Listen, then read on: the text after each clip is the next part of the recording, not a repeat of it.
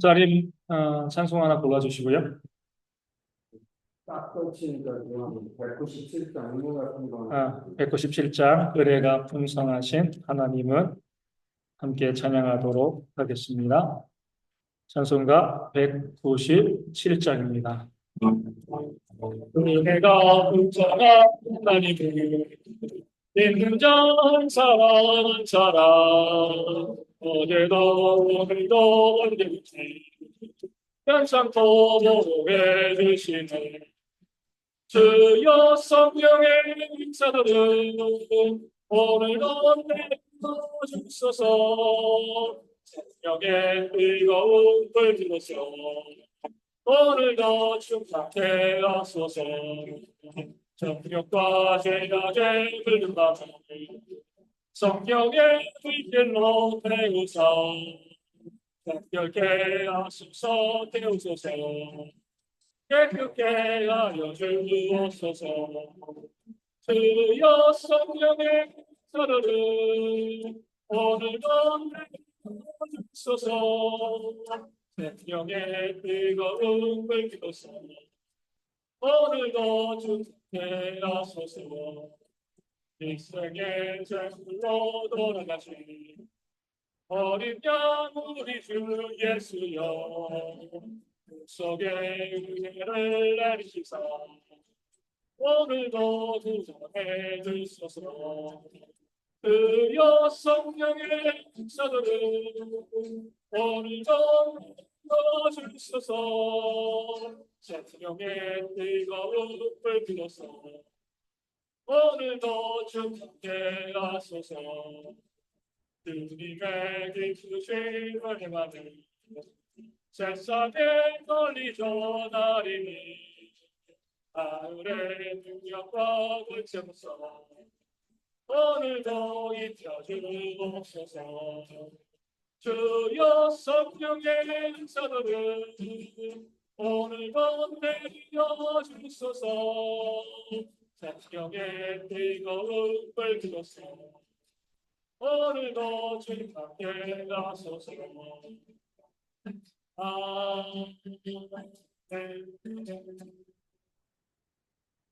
강림사님 몇 장 할까요? 네. 다른 분들도 우리 하고 싶은 찬송가 있으면 말씀해 주시고요. 우리 제일 좋아하시는 199장 나의 사랑하는 책 함께 찬양합니다. 199장 나의 사랑하는 책 함께 찬송하도록 하겠습니다. 199장입니다. 나의 사랑은 책 기록되어졌으나 어머니의 무릎 위에 앉아서 재미있게 듣던 맑은 때일을 지금도 내가 잊지 않고 기억합니다. 귀하고 귀하다 우리 어머니가 들려주시던 재미있게 듣던 말인 책 중에 있으니 이 성경심이 사랑합니다. 옛날 용맹스럽던 다니엘의 명부터 그제 이른 다윗 왕의 역사와 그의 선지 엘리야 바락하고 바누엘 우리를 기억합니다. 귀하고 귀하다 우리 어머니가 들려주시던 재미있게 듣던 말인 책 중에 있으니 이 성경심이 사랑합니다. 예수 세상 계실 때 많은 고난 당하고 십자가에 달려 죽임 당하니 어머니가 읽으며 눈물 많이 흘린 것 지금 내가 기억합니다. 귀하고 귀하다 우리 어머니가 들려주시던 재미있게 듣던 말인 책 중에 있으니 이 성경심이 사랑합니다. 그때 일은 지나고 다윗 중에 하나로 예 말씀 기록하면서 나도 70대 때도 성경 말씀 읽으며 그의 따라 살려갑니다. 귀하고 귀하다 우리 어머니가 들려주시던 재미있게 듣던 말이 책 중에 있으니 이 성경책이 사랑합니다. 네, 그러면 시작할까요? 180장입니다. 잠깐만. 180, 190 많이 가고 있습니다. 180장 하나님의 나팔소리 함께 찬양하도록 하겠습니다. 자전거 180장입니다.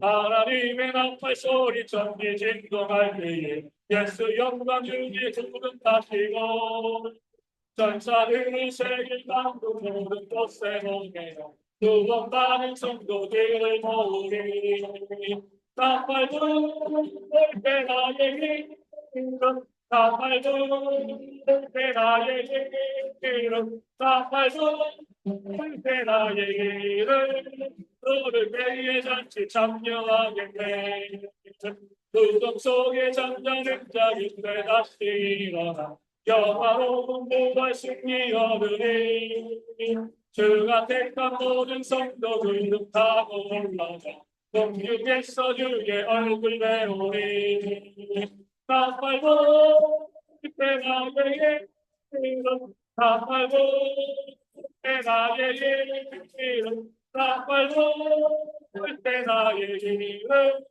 너를 때에 전치 참여하겠네 주님 다시 오실 날은 우리 알 수 없으니 항상 기도하고 깨어 있어서 기쁨으로 보좌 앞에 우리가 가서도 그때까지 참고 기다리겠네 나팔 부를 때 나에게 나팔 부를 때 나에게 나팔 부를 때 나에게 너를 때에 잔치 참여하겠네 기도하겠습니다. 하나님 감사합니다. 저희로 하여금 이 주일 오후에 모여서 함께 예배하며 찬양하며 하나님의 말씀과 은혜 가운데 거하게 하시니 아버지 참으로 감사합니다. 우리 모든 성도들이 우리 삶을 통하여서 하나님의 원리와 뜻을 깨달아 알고 우리 하나님께서 원하시는 삶을 살아가고 그것을 통해서 우리 가운데 주님 주시는 놀라운 복과 은혜를 받아 누리기에 부족함이 없는 모든 주의 백성 되어질 수 있도록 인도하시고 함께하여 주시옵소서. 이 모든 시간을 주님 주관하시고 함께하시고 선한 것으로 역사로 채워주실 줄로 믿습니다. 예수님의 이름으로 기도합니다. 아멘. 347장 허락하신 새 땅에 우리 함께 찬양하도록 하겠습니다. 347장입니다. 347장 함께 찬양합니다. 허락하신 새 땅에 들어가려면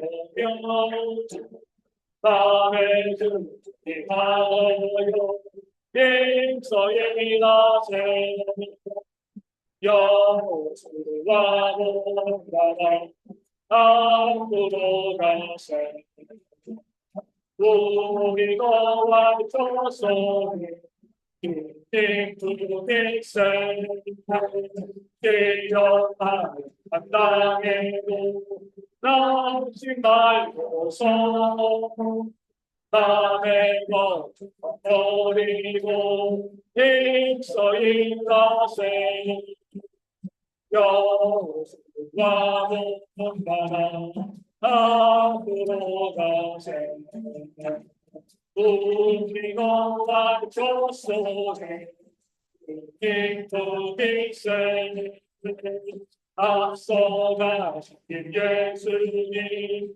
바라보면서 모두가 들어가요 빅서이 나세 여호수아 보다가 앞으로 가세 우리가 완전소리 빅투빅세 이날도 기다리고 많이 있으니 담대하게 나가서 힘써 일하세 여호수아 보다가 앞으로 가세 우리가 감춰서 주님께 있어야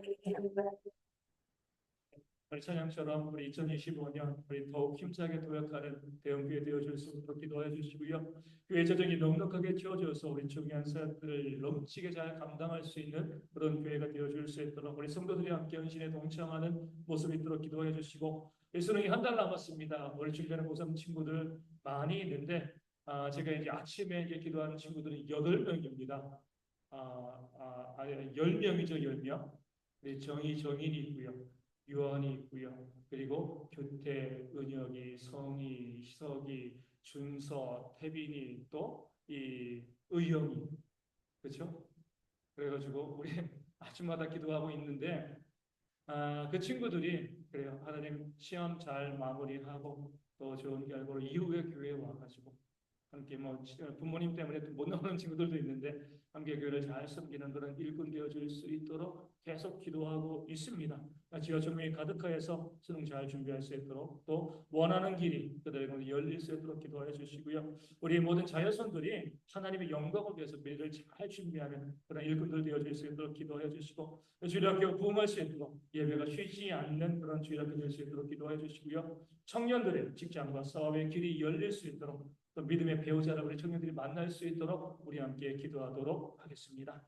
하나님 감사합니다. 저희로 하여금 이렇게 오후에 모여서 함께 기도하며 찬양하며 주의 은혜 가운데 거하게 하시니 아버지 정말 감사합니다. 아버지, 저희 2025년 준비해 나가고 있습니다. 그동안 많이 좀 저희가 침체되어지고 위축되었지만 저희가 더욱더 힘있게 도전해 나가며 그 사역을 준비해가는 영의 모든 성도의 우리 심령들 되어줄 수 있도록 아버지 인도하시고 잡아주실 줄로 주여 믿습니다. 도약할 수 있는 그런 한 해가 되어줄 수 있도록 부흥할 수 있는 그런 한 해가 되어서 작년 900년 예배를 통해서 깨를 분리하고 계속하는 그런 귀한 역사가 저희 가운데 온전히 부어질 수 있도록 아버지 인도하시고 아버지 함께 해주실 줄로 주여 믿습니다. 아버지, 저희가 함께 모든 성도들의 마음과 뜻을 모아가지고 준비하며 나가는 그런 저희가 되어질 수 있도록 하나님 인도하시고 하나님 함께 해주실 줄로 주여 믿고요. 그것을 계속 부어주시는 주의 회복과 역사가 충만하게 저희 가운데 온전히 부어질 수 있도록 아버지 인도하시고 아버지 하나님 함께 해주실 줄로 주여 믿습니다. 아버지 기도합니다. 저희 교회 대형교회 재정적인 문제로 늘 또 고민하고 있었는데 아버지 우리 성도들의 삶에 더욱더 물질을 많이 채워주시고 원신을 통해서 그 재정이 채워질 수 있도록 아버지 인도해 주시고 그 채워진 재정을 통해서 교회가 감당해야 될 그런 귀한 선교와 전도와 아버지 교회를 부흥시키는 그런 사명을 잘 감당할 수 있는 그런 교회가 되어질 수 있도록 아버지 인도하시고 붙잡아 주실 줄로 주여 믿으리가 함께 마음을 아고요 헌신하고요 마음을 아고 어렵게 도전하면 못할 일이 없을 줄로 주여 우리 그렇게 역사하시고 함께 하심을 통해서 하나님의 귀한 은혜의 역사가 충만하게 저희 가운데 부어질 수 있도록 아버지 인도하시고 함께 해주실 줄로 주여 믿습니다. 아버지 안에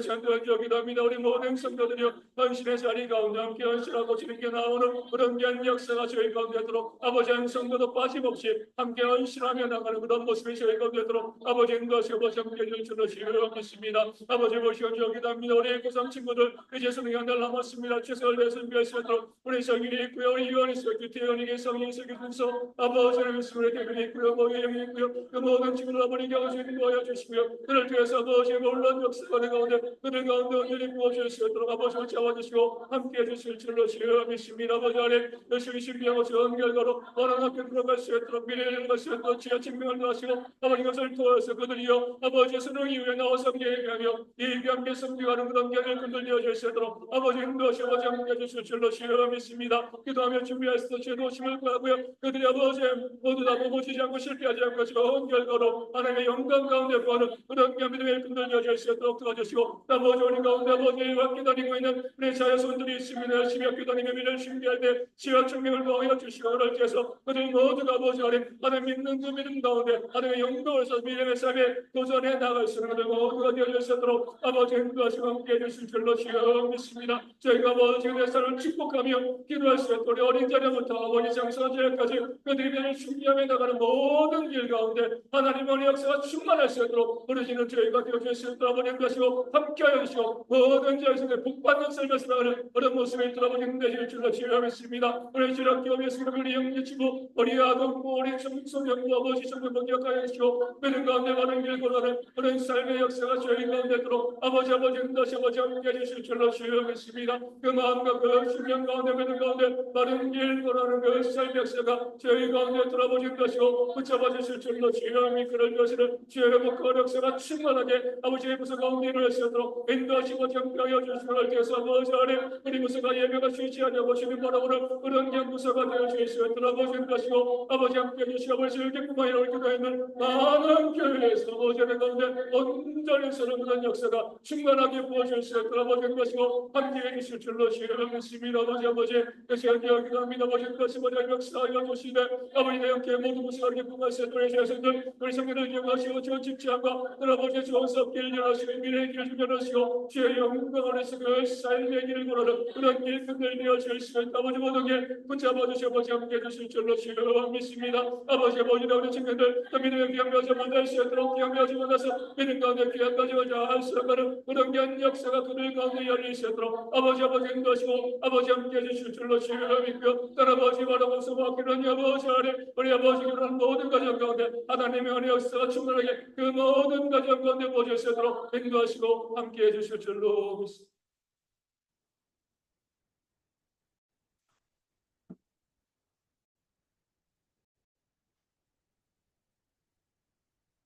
우리 이제 그 주일학교의 소멸이 정말 남의 일 같지 않은 것 같아요. 우리 지난 이제 화요일 날 노예가 있었잖아요. 대청교회에서 했습니다.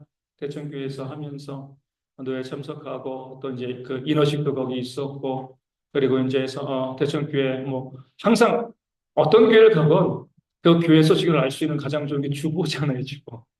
주보를 딱 이제 가지고 이제 봤습니다. 봤더니 이제 교회 헌금 내역 또 이제 그 주일학 교회 성도 출석하는 내역 이제 이런 내역들이 이제 이 간지로 거긴 들어가 있더라고요. 주보에 뭐 따로 하는 게 간지로 들어가 있더라고요. 그래가지고 간지를 쭉 보니까 출석 성도들이 한 200명 정도 되어지는 것 같아요. 대충 교회들이. 아, 우리 아동부 우리 저희 아동부죠. 아동부 몇 명 출석할까요? 200명인데 작년부 200명인데 6명. 청소년부 몇 명 출석할까요? 6명. 그러니까 지금 뭐 저희 교동교회뿐만이 아닙니다. 지금 어떻게 보면은 뭐 모든 교회들마다 뭐 지난번 말씀드린 주일학교가 없는 교회들이 거의 반이 넘어요. 이 대한민국에.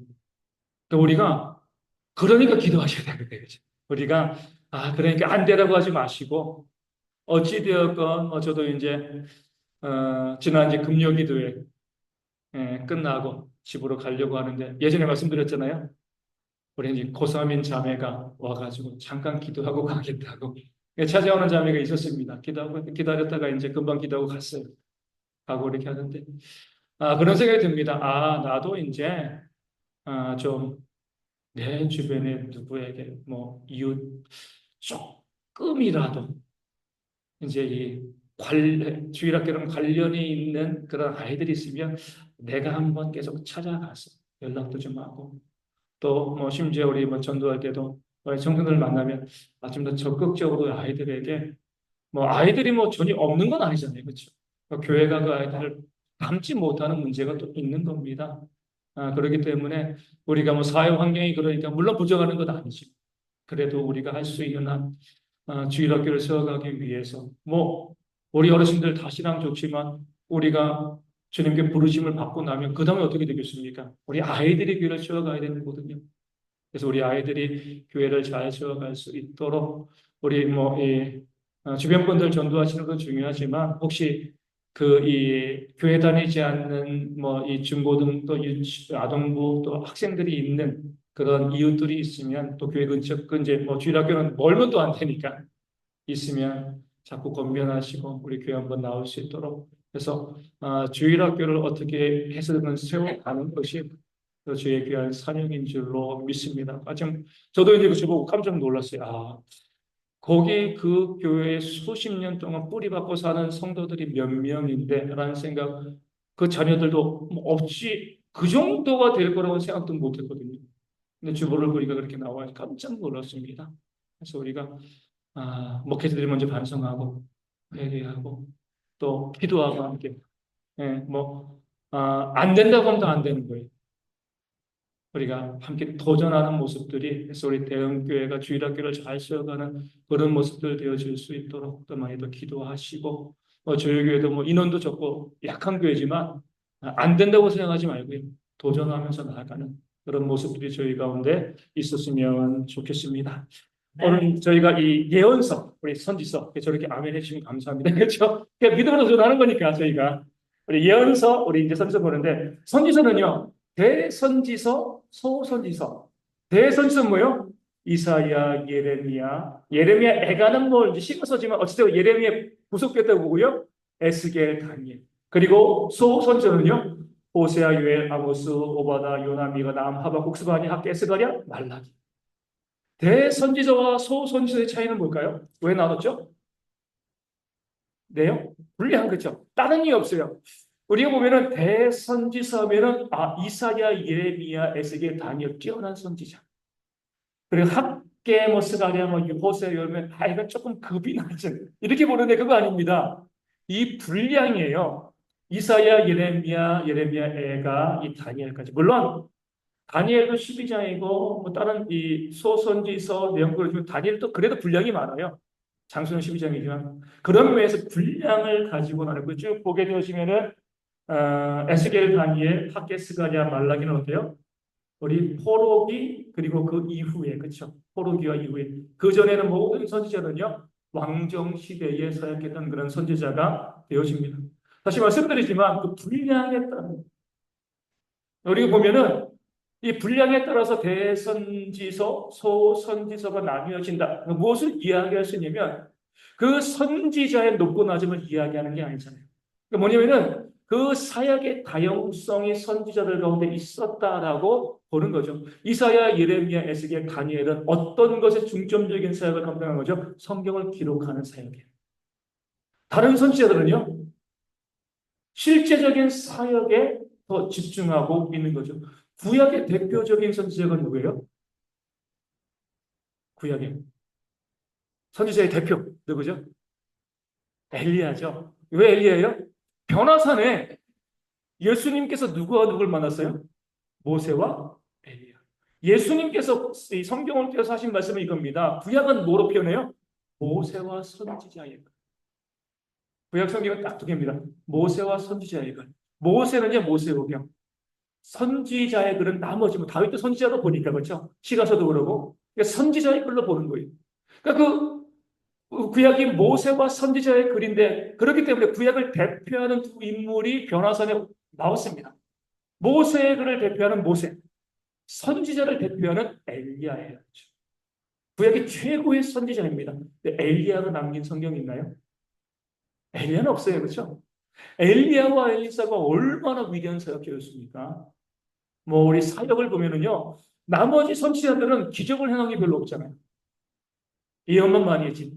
근데 엘리야와 엘리사는 놀라운 기적을 엄청나게 행했습니다. 그럼에도 불구하고 어때요? 성경을 기록하지는 않습니다. 왜요? 그들의 사역의 초점은 사역이에요. 그렇죠?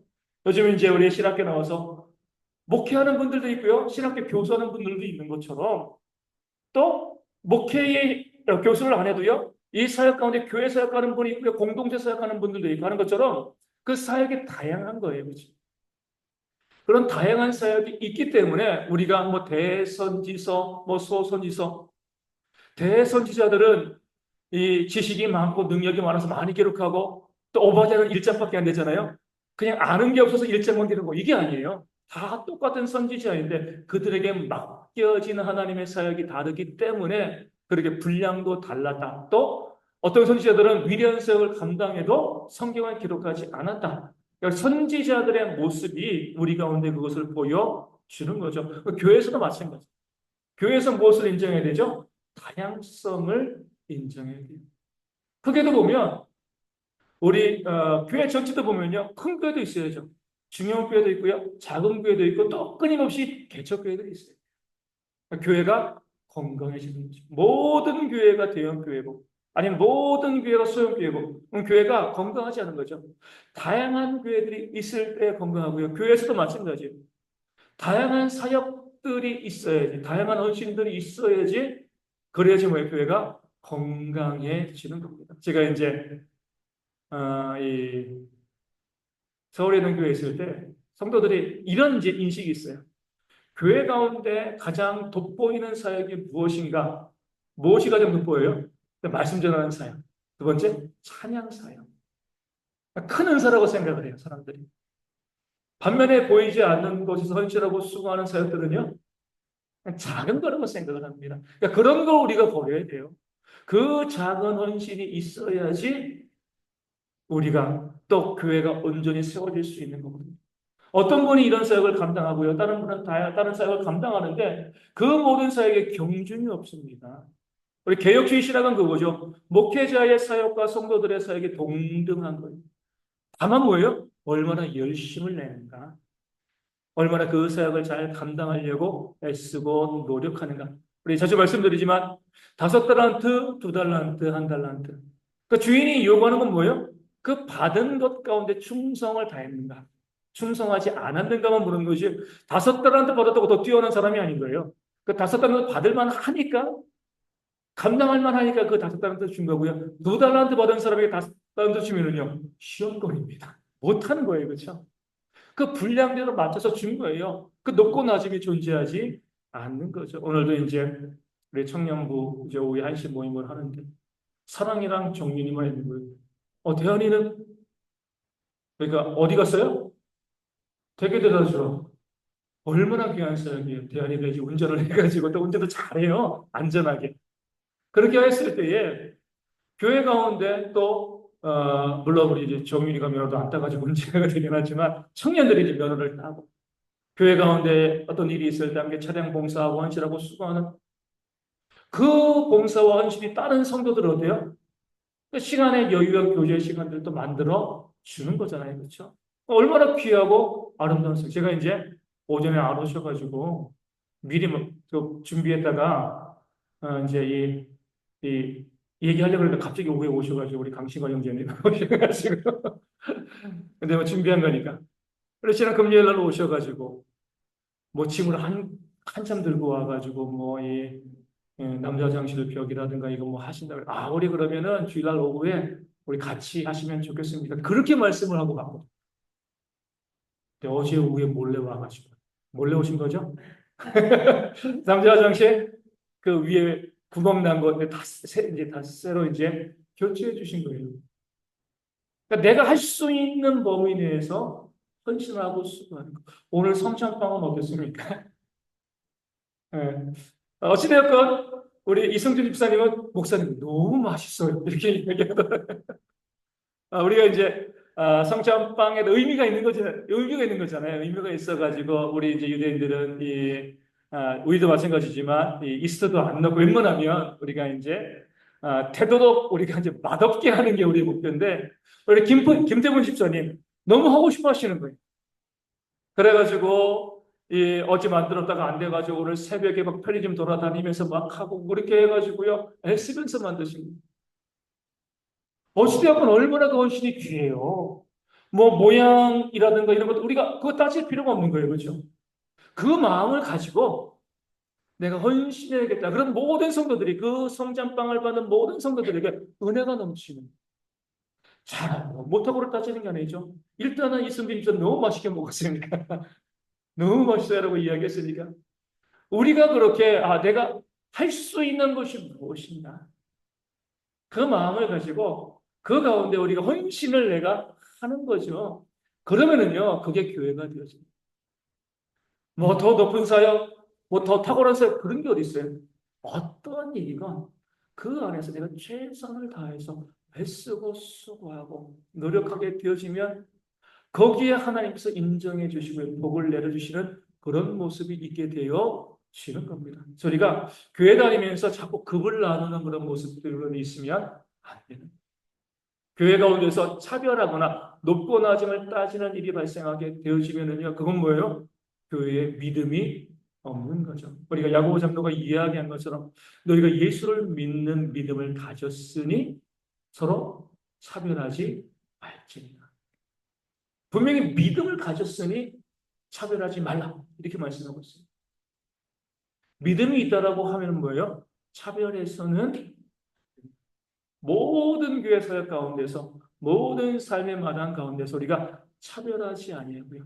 모든 사람을 동등하게 대우하고 바라볼 수 있는 그런 모습이 있을 때 교회가 바르게 세워질 수 있습니다. 선지서의 모습이 우리 가운데 보여주고 있는 거예요. 대선지서, 소선지서 나눴지만 그 사람의 경중과 능력의 높음과 낮음을 따지는 게 아닌 것이죠. 우리가 그런 마음 가지고 이사야 얼마나 귀한 내용이 많아요. 그렇죠? 정말 이사야만큼 복된 말씀이 없어요. 사실이지만 그렇다고 해서 이사야가 오버데보다 뛰어난 선지다. 이렇게 보시면 다 동등한 하나님의 일꾼이다. 이렇게 바라보는 그런 모습들이 있어야 될 줄로 믿습니다. 이사야를 보면은요, 이스라엘과 유다와 주변 나라들에 대한 심판이 1장부터 39장까지, 또 유다 왕국의 구원이요, 40장부터 66장까지 있습니다. 공교롭게도요, 66장이잖아요. 그래서 많은 분들이 성경이 몇 권이요? 66권. 구약은요? 39권. 신약은 27권. 그러니까 구조가 비슷한 거예요. 뭐냐면은 1장부터 39장까지는 심판이 있고요. 그러니까 구약에 대한 말씀 비슷한 거. 또 40장부터 66장까지는요. 구원의 말씀, 회복의 말씀. 구약과 신약의 구조. 근데 우리가 아는 것처럼 이스라엘 성경은요, 처음부터 장절이 있는 거 아니었습니다. 그렇기 때문에 너무나 그것을 대입시켜가지고 이사야가 특별한 뭐 어떤 이 장절로 특별한 메시지를 담고 있다 보시면 안 됩니다. 장절은 나중에 만든 거예요. 이사야도 통째입니다. 한 권이 되어지는 거죠. 하지만 중요한 건 뭐예요? 순서가, 성경의 순서가 똑같다는 거. 먼저 심판이 있고 뭐예요? 나중에 구원이 있다는 것. 앞서서 심판을 이야기하고 나중에 구원을 말씀하고 있다는 거죠. 성경의 전체적인 맥락이 되어집니다. 하나님께서는 성경을 구약과 신약을 나누시고 우리 가운데 이렇게 말씀하신 거예요. 너희가 죄를 지었지. 심판받지만 내가 너희를 구원할 거야. 그러니까 우리는요, 우리의 구원은 항상 무엇이 전제되어 있어요? 우리에게 죄가 있다는 것. 그러니까 죄를 우리가 부정할 수가 없습니다. 죄인이 되어진 것은 필연입니다. 어떻게 보면. 죄인이 되어지지 않고서 구원받을 수 없기 때문에 그래요. 많은 분들이 이렇게 이야기하잖아요. 아담과 하와가 범죄하지 않았습니다. 그럴 수 없습니다. 하나님께서는요, 아담과 하와의 범죄를 아셨죠. 하나님께서 범죄로 밀어넣은 건 아니지만 아담과 하와가 범죄할 수밖에 없는 존재라는 것을 미리 알고 계셨습니다. 그런데 뭐예요? 하나님께서는 그렇게 범죄하고 난 자가 돌이켜 회개해야지만 진짜 자녀가 된다는 것을 알고 있습니다. 이게 인간의 모습, 그러니까 인간론인 거예요. 사람은 어떤 존재냐면 애시당초 완전할 수가 없어요.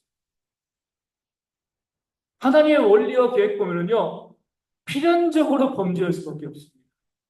그리고 회개하고요.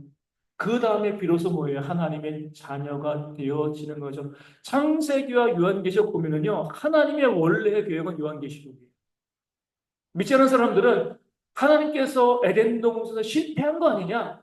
아담과 하와를 지었는데 범죄했기 때문에 하나님의 계획이 실패한 거 아니냐? 그러지 않습니다. 원래의 계획이에요. 원계획이죠. 창세기 3장 15절에 원신복음도 있고요. 가죽옷도 입히시고. 사람은요, 돌이키고 회개하고 와야지 진짜가 되어 지는. 여러분도 그러잖아요. 모태신앙인들도 그냥 신앙 자연스럽게 가지는 게 아니에요.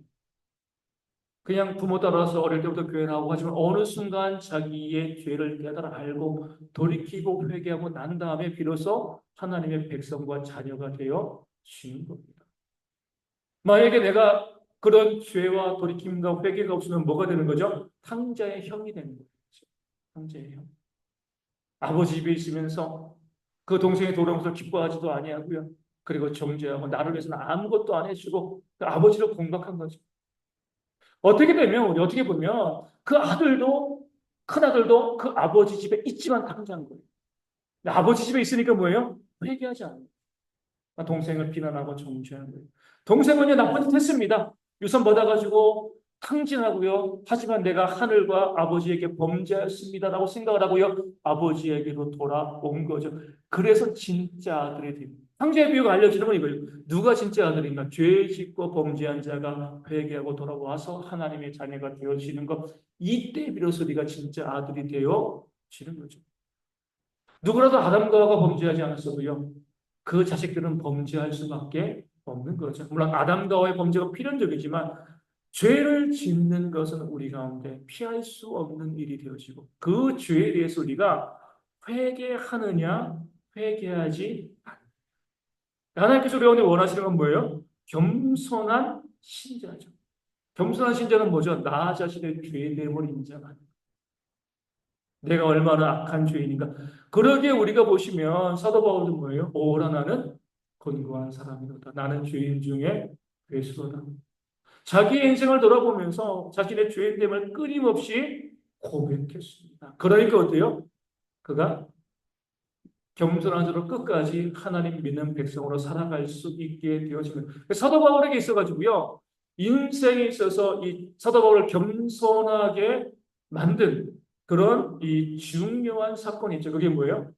죄를 핍박한 거죠. 그 죄를 지었기 때문에 사도 바울이 됩니다. 어떻게 보면 뭔가 자신이 자신을 드러내고 자기를 자랑하고 내세우려고 해도요. 자기의 과거를 돌아보면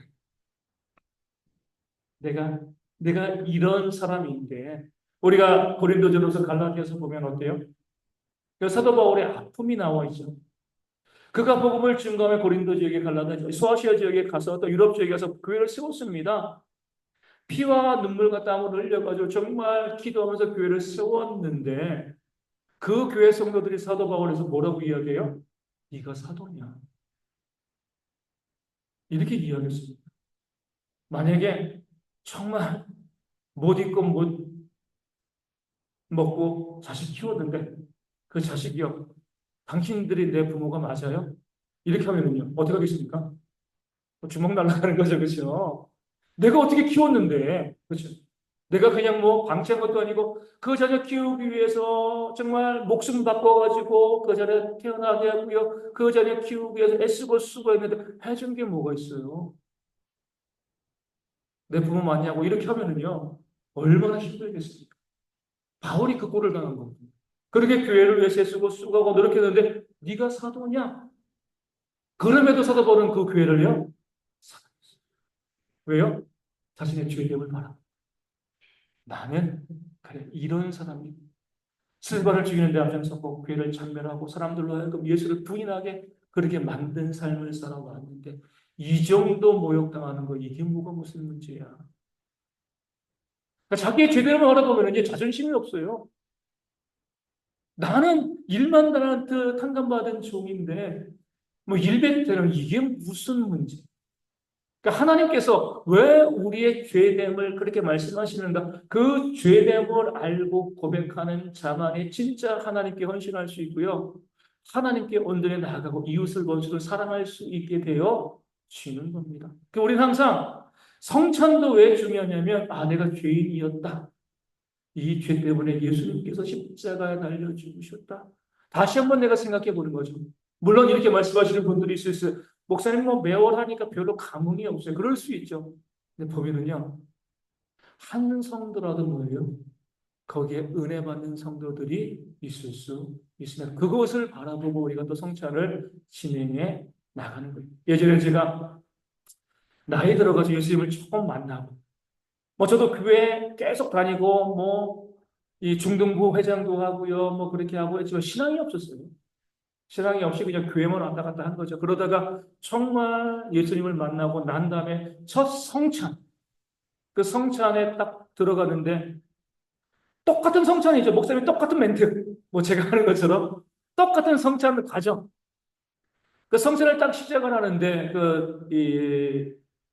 저희 이 교대는 교회들 저희 교회 오시면 이 고가 높잖아요. 아주 높아요. 그런데 이제 그 성찬을 하는데 제가 이 구원의 확신을 가지고 예수님 만나고 처음 성찬이니까 너무나 기도를 많이 합니다. 예배당에 딱 가서 앉아 있는데 예배당에 하나님의 영광이 가득 차 있다는 느낌이 듭니다. 그러니까 마치 예배당이 터져 나가는 줄 알았어요. 여기 하나님의 영광이 이렇게 가득하고 내가 그 자리에 앉아 있는 게 너무나 민망하더라고요. 막 내 어깨 위로 하나님의 영광을 짓누르는 것 같아요. 다른 사람들은요? 아무 의미 없어요. 그냥 똑같은 성찬이니까. 똑같은 성찬이니까. 그분들 탓하는 게 아니에요. 그렇죠? 저도 그 다음엔 또 비슷했습니다. 그러니까. 근데 그때는 제가 정말 너무나 은혜롭게 성찬을 받았어요. 그럼 우리 가운데도 그럴 수 있겠구나. 누군가 한 사람은 그렇게 그 성찬의 그의 삶에 큰 의미로 감동으로 은혜로 준비한 자에게 다가올 수 있겠구나. 그런 마음을 가지고 우리가 성찬을 진행하는 거지. 내가 죄인됨을 깨달아 알고요. 그 마음으로 주님께 나아가는 것. 이것이요. 우리 믿는 자들의 삶의 모습. 성경의 구조입니다. 이사야의 구조이고요. 창세기와 요한계시록의 구조이고 성경의 모든 구조. 죄를 부정하지 않아요. 죄를 존재합니다. 너희는 죄인이야. 기억해. 너희는 죄인이야. 죄인이야. 하지만 용서받았어. 이것을 기억하고 살아가는 것이요. 우리의 진짜 신앙이 되어집니다. 그런 죄인됨을 부정하고요. 내가 누군데. 이때부터 우리가 시험에 넘어지게 되어 쉬는 겁니다. 우리 목회자들 그런 시험이 많이 빠지죠. 내가 목사인데 내가 누군데. 거기부터 넘어지게 되어 쉬는 겁니다. 나도 바울처럼. 늘 바울을 보는 거죠. 바울도 그렇게 죄인 중에 교수라고 이야기했는데 저는 바울의 흔히 말하는 발톱에 때만도 못한데 바울도 그렇게 이야기했는데 내가 뭐라 거기에 대해서 무엇을 자랑하고 무엇을 이야기할 수 있겠는가. 우리 성도님들도요. 내가 그냥 구원받은 것이 아니라 죄인 되었지만 구원받았다는 그 사실에 대한 고백을 가지고요. 늘 은혜 가운데 나오는 그런 모습들이 저희 가운데 있기를 선언합니다. 이사야의 메시아 예언이 있습니다. 이사야 53장에 이 고난받는 종의 노래 그런 이제 제목이 있는 거죠. 그가 찔리면 이렇게 쭉 나오잖아요. 우리가 이 고난 주간에 부활절에 많이 말씀 나누고 너무나 유명한 그런 말씀이 되어집니다. 메시아의 탄생에 대한 중요한 예언을 이사야는 담고 있는 거죠. 이것은요, 우리의 구원이 인간의 행위가 아니라 오직 메시아로 인하여서 대속적인 죽음으로 인하여서 우리가 구원받을 수 있다는 것을 구약이 말씀하고 있다. 이 사실 우리 가운데 알려주고 있습니다. 앞서 말씀을 가지고 또 그래요. 창세기 3장 15절 원시 복음에서부터 쭉 말씀하는 것은 구약에서도 어때요?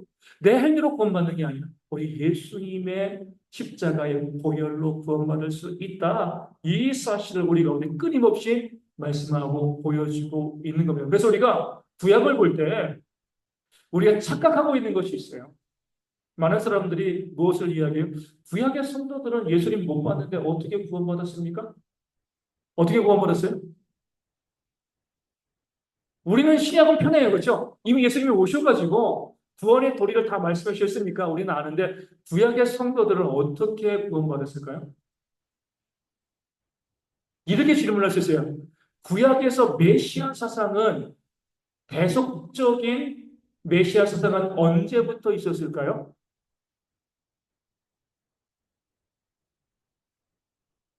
이사야도 분명히 있잖아요. 그렇죠? 아니었어요. 아니죠.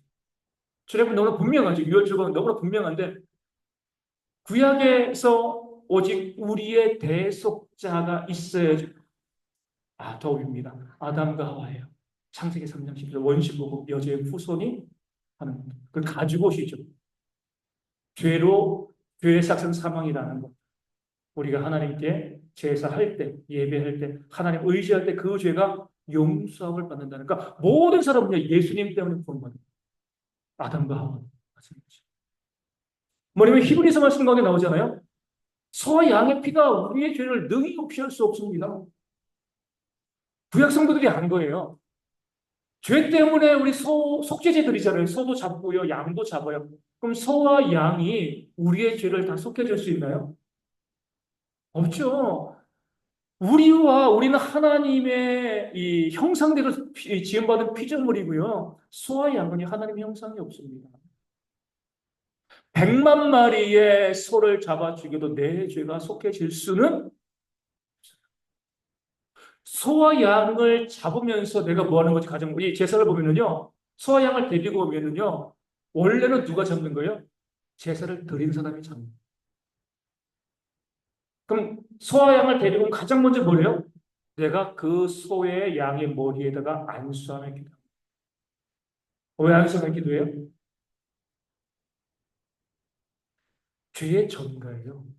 내게 있는 죄가 이 소에게, 이 양에게 넘어가기를 바랍니다.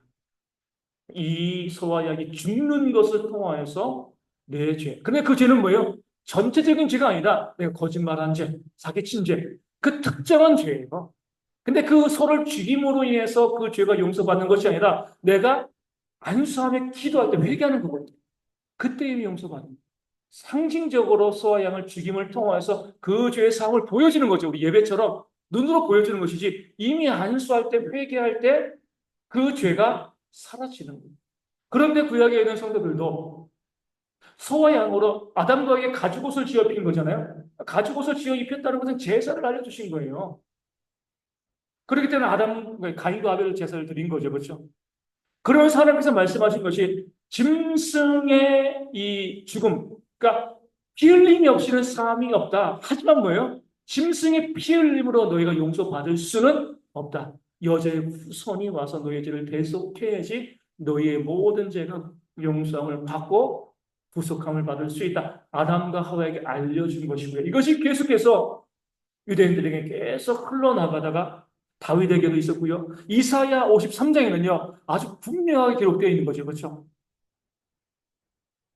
그것이 구약 성경 전체의 구약 모든 백성들이 구원받은 길이 되어지는 거예요. 그러니까 흔히 말해서 오실 예수님을 바라본 거죠. 예수님 보지 못했어요. 이름이 뭔지도 잘 모릅니다. 하지만 다윗도 주께서 내 주에게, 그 예수님을 말씀했잖아요. 그렇죠? 구약에는 모든 성도들이요, 아담부터 해서 대속주 예수님을 바라보고 그분을 믿음으로만, 그 대속주를 믿음으로만 내가 내 죄 사함을 받을 수 있다. 그러니까 주님께서 십자가에 달려 죽기 이전에 그냥 믿음으로, 어차피 죽으실 거니까 이후에도 그것을 믿음으로, 똑같은 원리가 되어지는 겁니다. 그러니까 믿음으로 구원을 받았다, 이렇게 말씀을 하는 거죠. 이사야 53장이 보여주는 거예요. 아직 예수님 오지 않았습니다. 이사야는요, 그 말씀을 읽는 사람들은 그가 피 흘림은 우리의 죄 때문이다. 그가 상함은, 그가 찢김은 이미 그것을 다 알고요. 이사야 53장 고난받는 종의 너희를 통하여서 우리의 구원의 모든 원리를 미리 말씀하고 알려주는, 이사야를 통해서 시작된 것이 아니에요. 그 전부터 와 있던 것을 이사야가 아직 이제 주님 오실 날이 얼마 남지 않았기 때문에 구체적으로 예언하고 있는 거죠. 근데 문제는 이거죠. 지금 유대인들은 이사야 53장을 어떻게 해석할 것인가? 예수님 믿지 않는 유대교인들이 있잖아요. 그렇죠? 어떻게 해석할까요? 그들은 여전히 메시아를 기다리는 거거든요. 그러면은 우리가 봤을 때는 이사야 53장에 있는 말씀은요, 아주 분명하게 예수님에 대한 예언이잖아요. 그렇죠? 그 예수님이 오셔가지고 그대로 다 성취하셨습니다. 그렇게 이야기해도요, 유대인들은 아직 메시아가 오지 않았다고 보는 거거든요. 그 이사야 53장을 고난받는 종의 노래로 인정하지 않습니다. 그럼 뭐라고 인정을 해요? 유대인들 통일된 안은 없어요. 그들도 이사야 53장을 보고요, 고난받고 있습니다. 해석할 수가 없는 거예요. 가장 대표적인 해석은 그 고난받는 종, 그가 찔린 그가 누구냐, 이스라엘 국가를 의미한다. 이렇게 해석을 하는데 해석이 안 되는 거예요. 그가 찔림은 우리 허물을 인하며 그가 상함으로 우리가 나음을 받았고, 유대인들은 그 글을 이스라엘 국가라고 해석을 하는데요. 해석이 안 되는 거죠. 그러니까 손 놓고 있는 겁니다. 우리가 해석하지 못하는 본문이다. 우리는 분명하게 예수님을 통하여서 이사야 53장이 예수님에 대한 직접적인 예언이다라고 바라보는데, 유대인들은 예수님을 안 믿으니까 그 사실을 부정하니까 그 성경을 왜곡하고 있는 거죠. 이것이 뭐예요? 이단이랑 똑같은 거죠. 내가 갖고 있는 사상이 있어요. 아직 메시아가 안 오셨어. 그러니까 성경을 성경대로 해석을 해 나가면 되는 건데, 내가 먼저 가지고 있는 사상과 생각이 있다 보니까 어때요? 그 생각에 성경을 맞춰서 해석하려고 합니다. 그러니까 잘못된 교리로 갈 수밖에 없는 거죠. 우리 지난번 우리 지태현 강사님이랑 함께 이야기한 것처럼 우리 천주교에서 마리아에게서 이야기합니다. 이 동정녀 마리아, 이 동정녀 마리아는 뭐예요? 예수님을 잉태할 때 동정녀라는 거죠. 그리고 서 성경에는 무엇이 나와 있죠? 예수님의 동생들. 동생들은 누구요? 그 마리아가 예수님을 출산하고 난 다음에 그 요셉과 남편 예수가 동침하여서 낳은 예수님의 동생들이 있는 거죠. 그 아우들의 이름이 나와요. 카톨릭은 뭐라고 봐요? 그 아우들은 사촌들일 거예요. 물론 성경에서는 어때요? 아비라고 해서 그냥 바로 아버지가 아닙니다. 조상들도 아비가 돼요. 아들이라고 해서 그냥 아들이 아니에요. 후손들도 다 아들이 됩니다. 그러나 성경 분명히 예수의 아우들 이렇게 말씀하고 있고, 근데 어찌되었건 그것을 떠나서도요, 이 카톨릭은요, 예수님께서, 마리아가 예수를 낳았어. 예수님을 낳았어. 데오토코스라는 신의 어머니 이렇게 부릅니다. 그러니까 신의 어머니를 신을 낳은 자이기 때문에 뭐라고 이야기해요? 마리아도 무죄하다. 죄가 없다. 그럼 마리아가 또 어떻게 인게 되었을까요? 무죄하기 때문에 마리아가 승천했다고 봅니다. 죽음을 경험하지 않고. 성경에 그런 내용이 안 나와 있잖아요. 그렇죠? 그런데 그 마리아를 높이게 되다 보니까요. 그 교리들을 만들어낼 수밖에 없어요. 성경이 나와 있는 그대로 성경이 우리 가운데 말씀하고는 더하지도 말고 빼지도 마라. 우리 개혁교회의 성경 해석의 원칙은 뭐예요? 성경이 가는 것만큼 가고 성경이 멈추는 데서 멈춰라. 넘어가지 말라는 거죠. 우리 사람이기 때문에 곡해하고요, 왜곡할 수 있기 때문에 멈춰라. 근데 이단들과 모든 잘못된 교리는요, 넘어간다는 상상력을 동원해가지고 예수님을 낳았으니까 그 어머니도 신적인 존재일 거야. 무죄할 거야. 그 어머니 마리아가 무죄하면 그 마리아를 낳은 어머니도 무죄해야 되고 쭉 가다 보면은요, 아담과의 범죄를 부정할 수밖에 없는 거죠. 그럼에도 불구하고 마리아의 무죄, 잉태, 마리아의 무죄성, 예수님을 낳고 난 다음에 동심하지 아니하고 이 땅에서 신의 어머니로 살아가다가 승천하여서 지금 우리의 기도를 중보하는 자가 되었다. 이렇게 카톨릭에서 이야기하고 있습니다. 그러니까 사람의 상상력에서 말씀을 봅니다. 이스라엘 백성들이, 유대인들이 이사야 53장을 그렇게 보고 있습니다. 말씀 그대로 해석을 하면 되는데 그대로 해석하지 아니하고 그냥 자기들의 생각으로는 안 되니까, 아니 메시아가 없으니까, 아직 메시아가 오지 않았으니까 메시아일 리가 없어. 그렇게 하다 보니까 성경을 왜곡하게 되어지는 거죠. 우리 예레미야를 보면 언제의 사건도 일어나죠. 남유다가 멸망당할 때에 멸망당하고 그 다음에 뭐예요? 포로로 잡혀가고 그리고 애굽으로 도망간. 그러니까 멸망의 모든 과정을 예레미야는 다 보고 있습니다. 이사야는 아직 그 전 사람이니까 멸망을 못 봤죠. 멸망을 예언했지만 예레미야는요. 말씀 읽으면 어때요? 나라가 멸망한 내용들이 다 나오고 있습니다. 그때 하나님께서 예레미야에게 이렇게 말씀하십니다. 기도하지 마라. 예레미야서에 보면 왜 기도하지 말라 그런 거예요? 왜 기도하지 말라 이렇게 말씀하실까요? 결정됐다는 거예요. 그렇죠? 이제는 돌이킬 수 없다는 거예요. 이 나라에 대한 심판이 임하지 않도록 기도하지 마라. 내가 이 나라를 반드시 심판할 것이다. 이렇게 예레미야에게 말씀하고 있습니다. 우리는요, 그런 하나님의 음성을 듣지 못하기 때문에 우리 끝까지 기도합니다. 우리에게 그렇게 말씀하시면 뭐 그러지만, 근데 우리가 주의할 것은 있어요. 뭐예요? 재림을 부정하는 기도해서는 안 되죠. 하나님 재림하지 않았으면 좋겠습니다.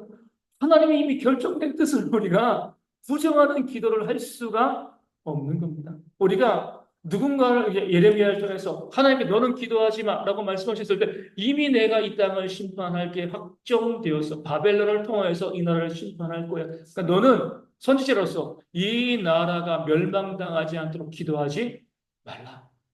그 대신 무엇을 위해서 기도하는 거예요? 이 나라가 항복하여서 피해를 덜 볼 수 있도록. 왜냐면은 하나님의 원리는 그겁니다. 이스라엘 백성들이 무너졌을 때, 앞서 말씀드린 것처럼 범죄했을 때 심판하고 돌이켜 와야지 내 백성이 되는 것이. 이대로 고쳐가지고는요, 안 된다. 이렇게 이제 말하는 거죠. 뭐 약간 이제 말이 빗나가지만 어떤 기사를 보니까 어떤 고등학교 이제 이 교사예요. 교사가 이제 어제 우리 집사람이랑 이 장하산 등산을 했거든요. 등산을 하면서 그런 얘기를 나눴는데 요즘 고3들 교실이 엉망이죠. 그렇죠? 정인에게 물어봤어요. 야, 애들 몇 명 나오냐? 13명 나와요. 한 반도 안 나오는 거예요. 학교에.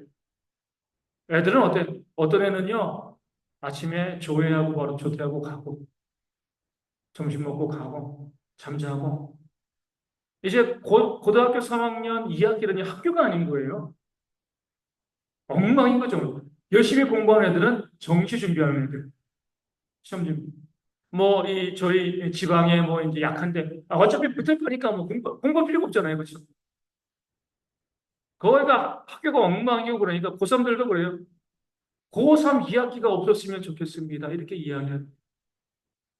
그러면서 이제 그 선생님에게 이렇게 이야기하는 거죠. 학생들이. 선생님, 대입이 없었으면 좋겠어요. 수능이 없었으면 좋겠어요. 근데 선생님이 생각해 보다가, 아, 그래. 왜 우리가 이런 생각을 못했지? 왜 그러냐면 수도 없이 그 수능 정책을 바꿔왔잖아요. 하지만 결국에는 누구만 배불리 먹고 사는 거예요? 사교육하는 사람들. 네. 그래서 이제 그 글에 이렇게 썼더라고요. 이 혁명보다 개혁이 더 어려운 거라고 하더니 이렇게 막 맞아. 바꾸는 것만큼 어려운 것이 없어요. 그렇죠? 차라리 혁명이 더 빠르다. 그러니까 이제 이분은 그 혁명이 뭐냐? 계획을 없애자. 물론 이 사람도 대안이 있는 게 답답하니까 하는 소리예요. 답답하니까 하는 소리인데 쭉 보면서 하나님께서 이스라엘 백성을 보는 거죠. 더 이상 고쳤을 수 없는 거예요. 그러니까 내가 무너뜨리는 것, 망하게 하는 것. 너는 더 이상 이 백성 위해서 기도하지 마라. 우리가요 보면 우리의 기도는요 하나님의 확정된 뜻을 이루어 가는 거예요. 그렇죠? 기도한다고 하늘의 보좌가 움직이나요? 절대로 안 움직이죠. 그렇죠? 우리 이사야가 기도했을 때 하나님께서 이제 히스기야 왕이죠. 병들었을 때 이사야가 가가지고 너는 내 집을 처치하라. 내가 얼마 살지 못하고 죽을 거야. 히스기야가 어떻게 했습니까? 그 낯을 벽으로 돌리고 하나님께 하나님 살려달라고 기도했잖아요. 그리하였을 때 하나님께서 이 성을 나가기 전에 이사야에게 가서 내가 너에게 15년을 더해줄게. 이렇게 이제 말씀해 주셨잖아요. 그것을 가지고 많은 사람들이 우리가 기도하면 하나님의 뜻이 바뀌어. 이렇게 이해하기를 그렇지 않습니다. 절대로 바뀌지 않는 거죠. 하나님의 원래의 뜻이 뭐예요?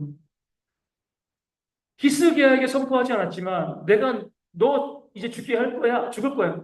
그런데 뭐예요? 이사야가 선포하지 않은 것은 그러나 간절히 기도하면 15년의 삶을 더해줄 거야. 그 뜻을 감추고 말씀하지 않으신 거지 확정된 뜻이 아니었거든요. 히스기야가 기도하지 않았으면 죽었을 거예요. 근데 만약에 이사야가 선포하면서 근데 기도를 살려줄 거야. 얼마나 맥 빠지는 선포입니까?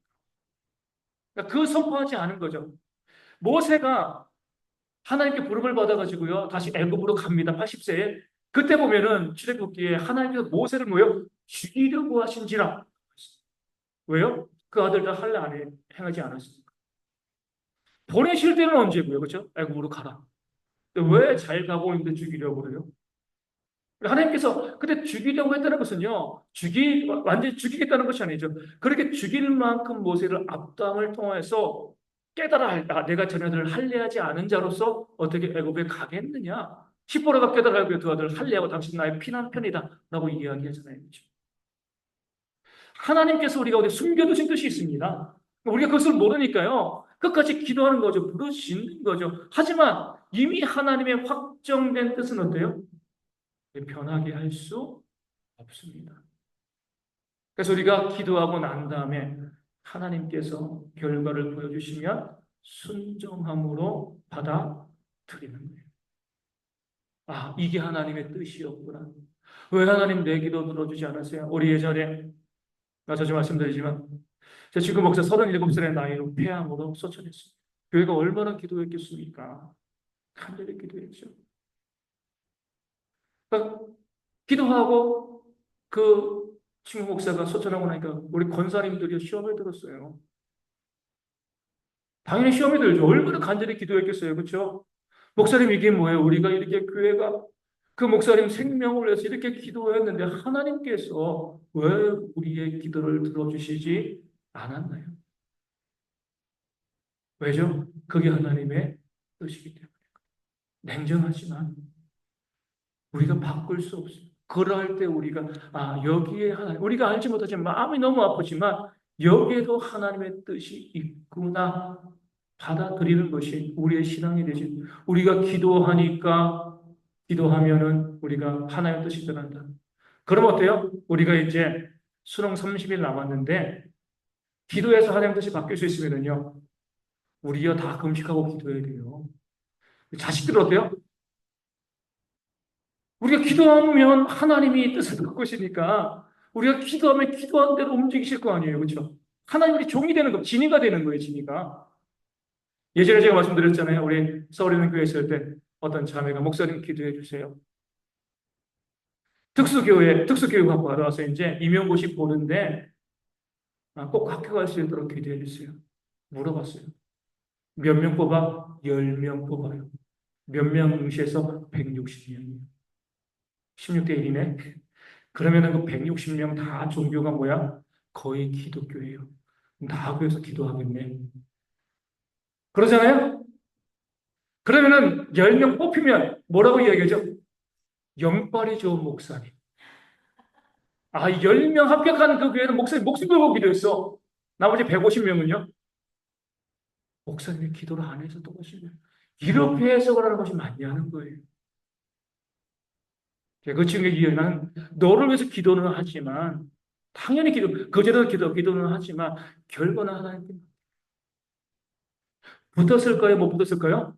못 붙었어요. 시험에 들진 않았어요. 제가 기도를 덜 해가지고 붙었나요? 그거 아니고 쭉 간절히 기도했거든요. 붙은 학생들은요, 그 목사님이 더 열심히 기도해서 하나님께서 그 기도 보고 기도 많이 한 순서 1, 2, 3, 4, 5, 6, 90 해가지고 10등까지 합격. 그거 아니거든요. 다 목사님들이요, 그 자매들이 얼마나 귀해요. 다 열심히 기도하셨습니다. 다 기도했음에도 불구하고 하나님의 뜻이 있는 거예요. 그래야 해서 우리가 받아들이는 것이 우리의 신앙이 되어지는 것이지 우리가 기도하면 하나님의 뜻이 바뀌어. 그럼 저희 정인이 서울대 갔습니다. 네? 제가 아침마다 요한이도 마찬가지야.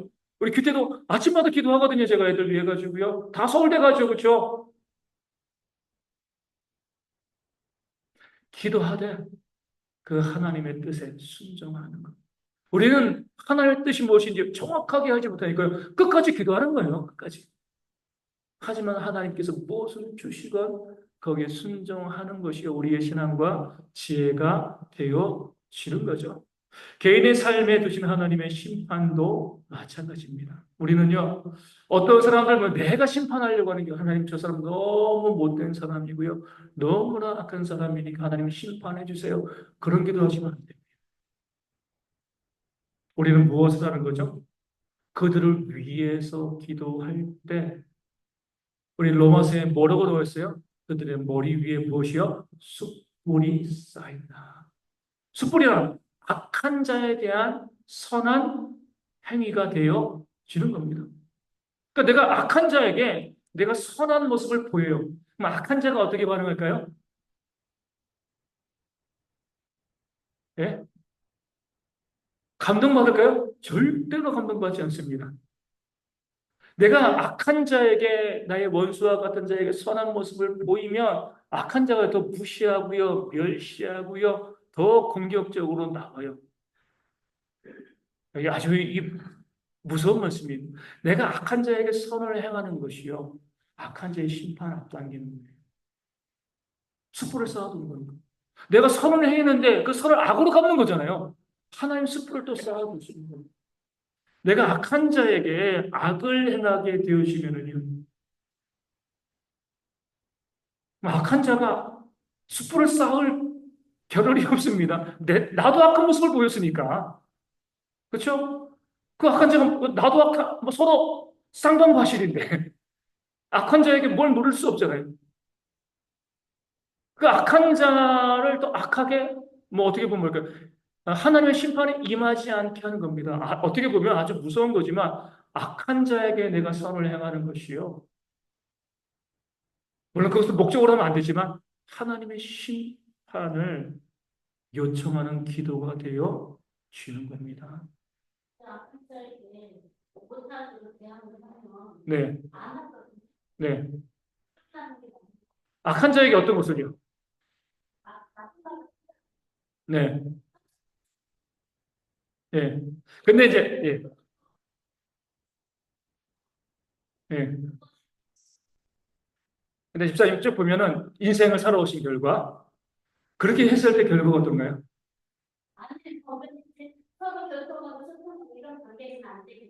우리 예전에 이제 그런 얘기를 들은 적이 있잖아요. 우리 공자가.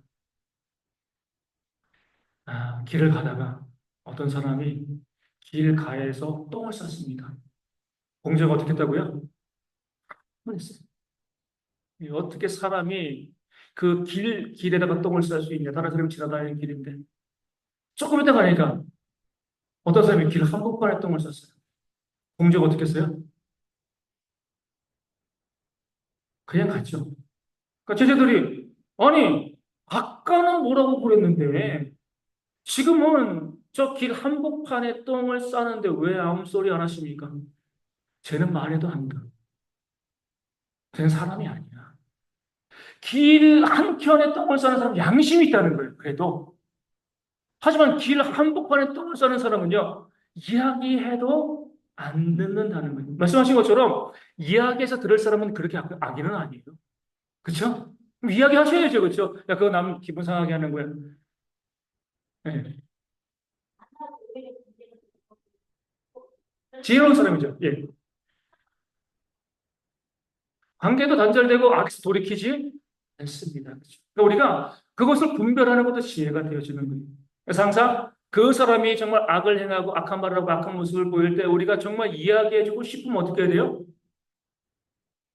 일단은 하나님께 기도로 물어봐야 돼요. 기도하고 난 다음에 충고해 주셔야 됩니다. 기도 없이 충고하지 마시고.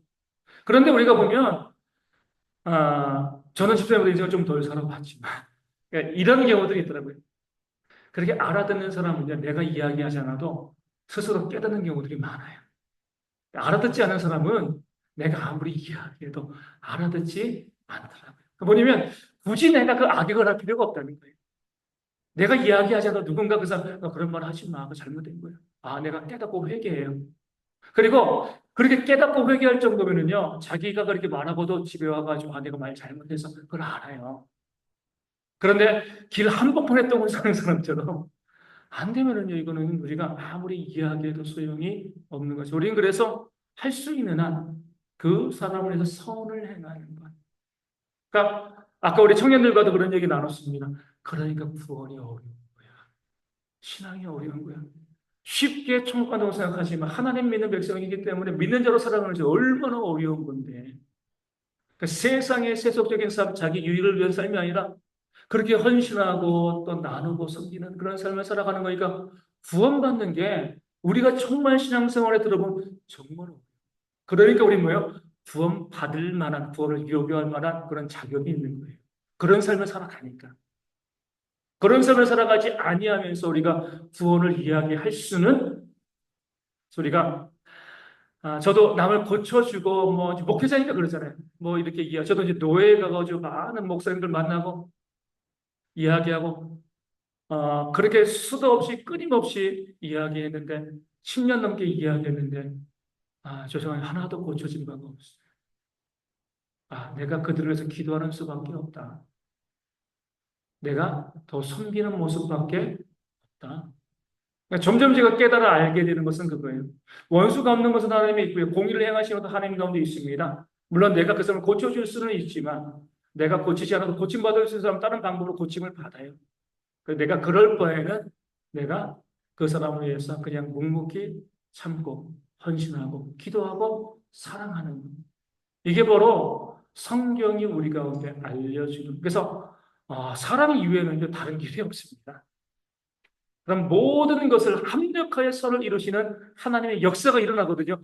그럴 때, 하나님 감사합니다. 내가 이야기하지 않아도, 내가 고쳐주지 않아도, 이렇게 하나님께서 깨닫게 하시고, 이렇게 알게 하시고, 하나님의 역사를 부어주시네요. 그러니까 거기에서 누리는 기쁨들도 있습니다. 그래서 우리가 성공대로 살아가시면 돼요. 난 꼭 이야기하고 싶다. 그거 잘못된 거 아니에요. 그렇죠? 기도하고 말씀해 주시고. 그리고 결과에 대해 신경 안 쓰면 되는 거예요. 그렇죠?